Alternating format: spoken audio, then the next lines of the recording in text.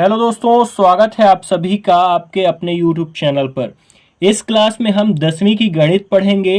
प्रश्नावली 1.2 के जो भी प्रश्न है जो कि इम्पोर्टेंट है, जो आपके एग्जाम में बार बार पूछे जाते हैं, उन प्रश्नों को आज विधिवत तरीके से पढ़ेंगे। पहला प्रश्न क्या कहता है कि निम्नलिखित संख्याओं को अभाज्य गुणनखंडों के गुणनफल के रूप में व्यक्त कीजिए। देखिए, आप अपने साथ मैथ्स की बुक रखें, मतलब आप अपने सामने किताब रखें, उसको देखें कौन सा प्रश्न मैं आपको करा रहा हूं। पहला प्रश्न है कि संख्याओं को अभाज्य गुणनखंडों के गुणनफल के रूप में व्यक्त करिए। तो उसमें मैं पहला लेके आपको बताता हूं कि 140 है आपके पास, मतलब प्रश्न में आपको 140 दिया गया है और इसको अभाज्य गुणनखंडों के रूप में कैसे आप लिखेंगे। तो आपको गुणनखंड आना चाहिए। 140 का आप क्या निकालेंगे? गुणनखंड निकालेंगे। जब आप गुणनखंड कैसे निकालेंगे, ध्यान से देखिए। आपने 2 से काटा 140 को तो कितना आया? 70 आया। फिर आपने 2 से काटा 70 को तो कितना आया? 35 आया। आप 2 से नहीं कटेगा तो आप किससे काटेंगे? 5 से काटेंगे तो 5 सते 35 हो जाएगा। उसके बाद आप 7 से काटेंगे तो 7 एकम 7 हो जाएगा। अब देखिए, जो ये गुणा आया है, कौन कौन से आए हैं? 2 आया है, फिर गुणे 2 आया है, फिर गुणे 5 आया है, फिर गुणे 7 आया है। तो ये जो गुणनखंड आए हैं यही अभाज्य गुणनखंड होते हैं। यही क्या होते हैं? अभाज्य गुणनखंड होते हैं। इस चीज को आप याद रखिएगा।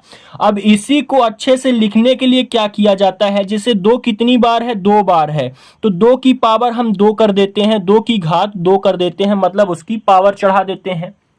ठीक है, ध्यान से सारी चीजों को समझिए। उसके बाद 5 है तो 5 कर दिया, मल्टीप्लाई मतलब गुणे 7 है तो मैंने 7 कर दिया। तो यहां से आपका क्या आ गया है? 2 की घात 2 गुणे 5 की पावर 1 है इंटू 7 हो गया, मतलब गुणे 7 हो गया है।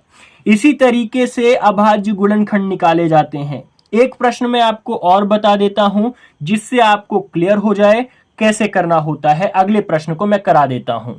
चलिए, अगला प्रश्न मैं आपको करा देता हूं। उसी प्रश्न का तीसरा नंबर देखिए। तीसरा नंबर क्या है आपके पास? 3825 आपके पास प्रश्न है। इसका गुणनखंड करके आपको अभाज्य गुणनखंड निकालने हैं। तो आप इसका गुणनखंड करेंगे। 3825 का जब आप गुणनखंड करेंगे तो यहां से कैसे आप काटेंगे? देखिए, आप ये 2 से कटेगा नहीं, क्योंकि ये इकाई का अंक क्या है? 5। ये 2 से नहीं कटेगा, 3 से कटता है। तो 3 एकम 3, 3 दूनी 6, 3 सते 21 और 3 पचे 15 हो गया। जिससे काटते नहीं आ रहा है तो इस संख्या में आप 3 से भाग देंगे तो इतना ही आएगा। इसीलिए मैं आपको इस तरीके से काट के बता रहा हूं जिससे आपको भी सीखने में, समझ में सब चीजें आ जाए।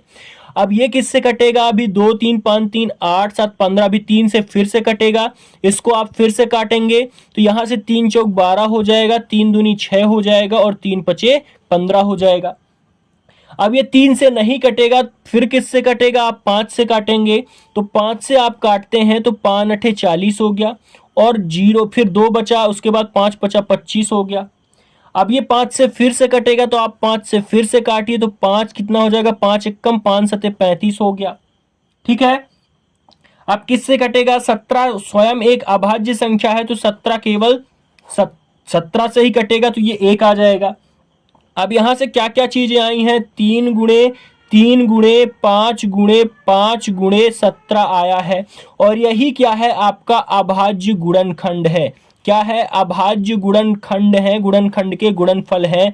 अब इसी को आप क्या लिख देंगे? 3 का स्क्वायर मतलब 3 की पावर 2, 5 2 बार है तो 5 की पावर 2 और गुणे 17 कर देंगे तो आपका बिल्कुल राइट आंसर इस तरीके से आ जाएगा। आपको पेपर में भी ऐसे ही लिखना है, ध्यान से, ठीक है? ऐसे ही आपको लिखना होता है। चलिए, आगे प्रश्न को मैं बता देता हूं।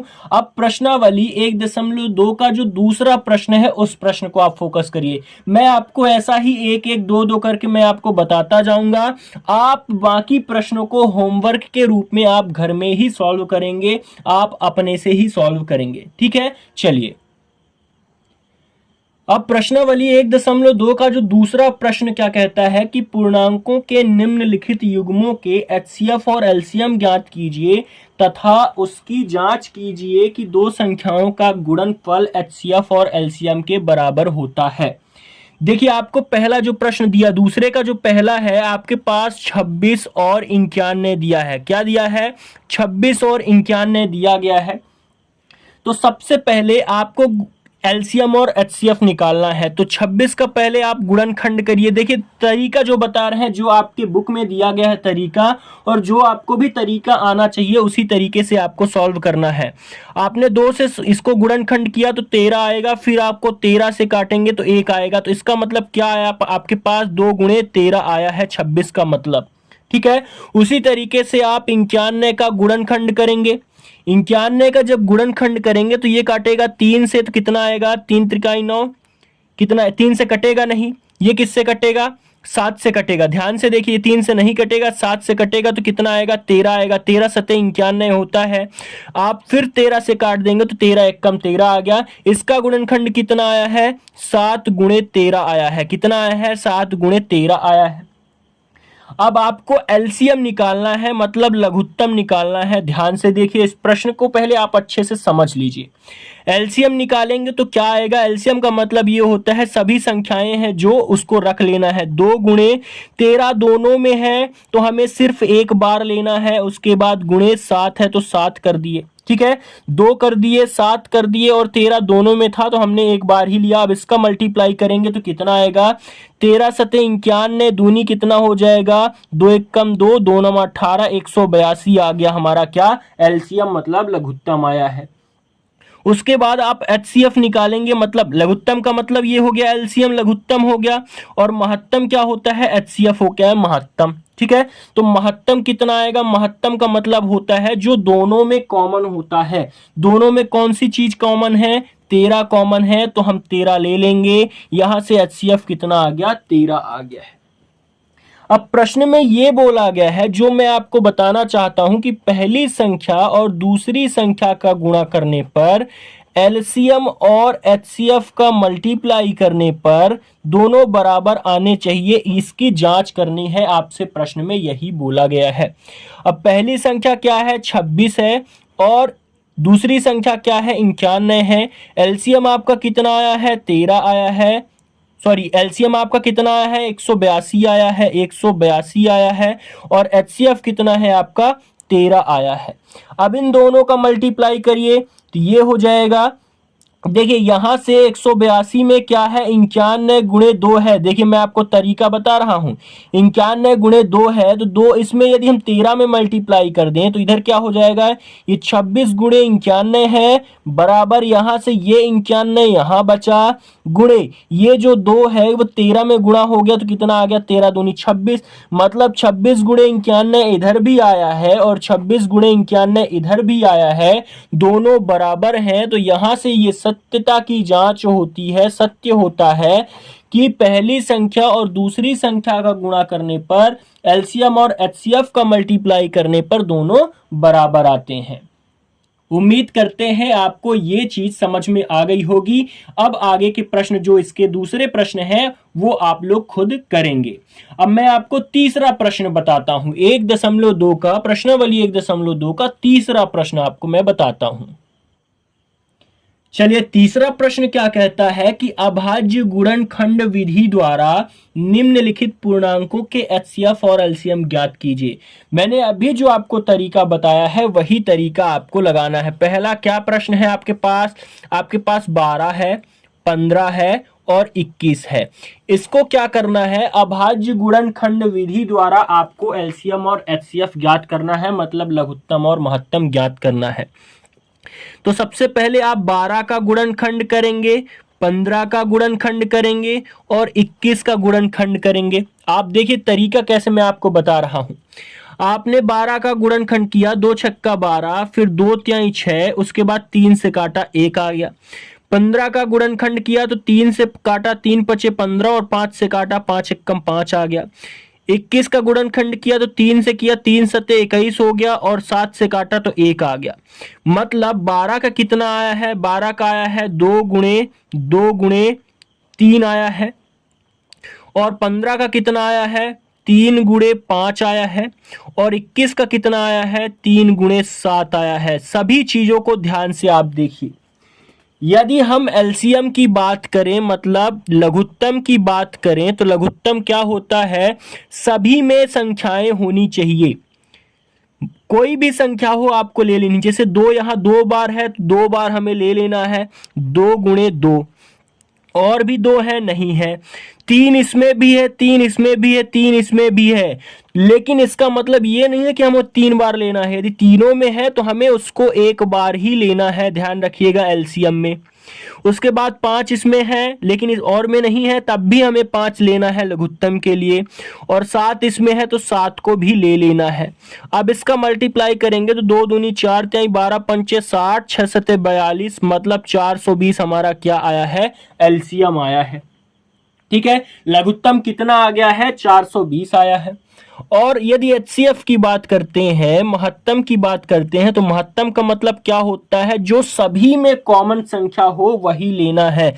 सभी में कॉमन क्या है, इसमें भी 3 है, इसमें भी 3 है और इसमें भी 3 है, तो यहां से एचसीएफ क्या निकल के आएगा, 3 ही निकल के आएगा।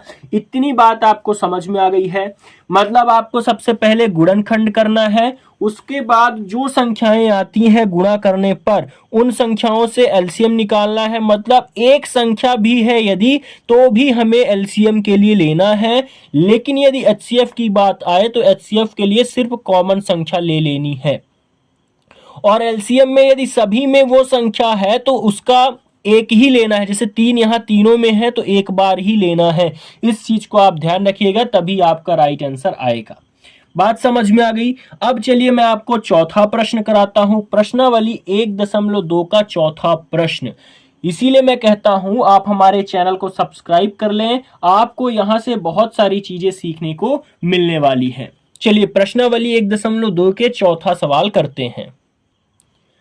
चौथा सवाल क्या कहता है कि एचसीएफ 306 और 657 का आपके पास क्या दिया गया है, 9 दिया है और एलसीएम ज्ञात करना है। देखिए मैंने आपको अभी एक तरीका बताया है कि पहली संख्या और दूसरी संख्या का जब हम मल्टीप्लाई करते हैं तो क्या आता है, एचसीएफ और एलसीएम का मल्टीप्लाई बराबर आता है। अभी मैंने ये प्रूफ करके दिखाया है। मतलब पहली संख्या और दूसरी संख्या का गुणा एचसीएफ और एलसीएम के गुणनफल के बराबर आता है। इस चीज को आप ध्यान रखिए। तो यहां से पहली संख्या क्या है, 306 है और दूसरी संख्या क्या है, 657 है। और एचसीएफ कितना दिया गया है, 9 गुणे आपको एलसीएम ज्ञात करना है। यही फॉर्मूला आपको लगा देना है। तो यहां से आप यदि एलसीएम निकालते हैं तो यहां से क्या आएगा, ये 306 गुणे 657 बटे 9 हो जाएगा, क्योंकि 9 जो है वो इधर आएगा तो क्या हो जाएगा, बटे में जाएगा। इस एक कॉन्सेप्ट आप याद रखिए ध्यान से, यदि कोई भी संख्या यदि इधर प्लस में है बराबर के उधर जाती है तो माइनस में जाएगी, और यदि इधर माइनस में है बराबर के उधर जाती है तो प्लस में जाएगी। इधर यदि भाग में है तो उधर जाएगी तो मल्टीप्लाई में होगी, और इधर यदि मल्टीप्लाई में है तो उधर जाएगी तो डिवाइड में जाएगी, यानी भाग में जाएगी। वही कॉन्सेप्ट यहां लग रहा है। यहां देखिए मल्टीप्लाई था तो यहां कहां जाएगी, बटे में जाएगी, डिवाइड में जाएगी। अब बस आपको काट लेना है। यहां से आप काटेंगे तो 9 त्रिक 27, 9 चौको 36, मतलब आपका एलसीएम यदि निकाला आपने तो कितना हो जाएगा, 657 गुणे 34 है। आपको गुणा कर देना है, 4 सते 28, 4 पंचे 20, 2 22 हासिल 2, 4 छंग 24, 2 26। उसके बाद 3 सते 21 हासिल 2, 3 पचे 15, 2 17 हासिल 1, 3 छंग 18, 19। आप इसको जोड़ देंगे यहां से, तो जोड़ने के बाद कितना आएगा, 8 2 1 3, 7 6 13 हासिल 1, 9 2 11 1 12 हासिल 1 2, 22,338, 22,338 आपका बिल्कुल राइट आंसर होगा। आशा करते हैं आपको प्रश्नावली 1.2 के जो भी इंपॉर्टेंट क्वेश्चन थे वो आपको समझ में आ गए हैं। जो बच रहे हैं उसे आप होमवर्क करेंगे, ध्यान रखिएगा, तभी आपसे बनेगा और तभी आप अच्छे से सीख पाएंगे। यदि आप लापरवाही करेंगे, आप काम चोरी करेंगे, तो आप अच्छे से कोई भी प्रश्न को नहीं सीख पाएंगे। ठीक है, अब मिलते हैं अगली क्लास में बहुत अच्छे से अगले प्रश्नों के साथ, अगली प्रश्नावली के साथ हम लोग मिलते हैं।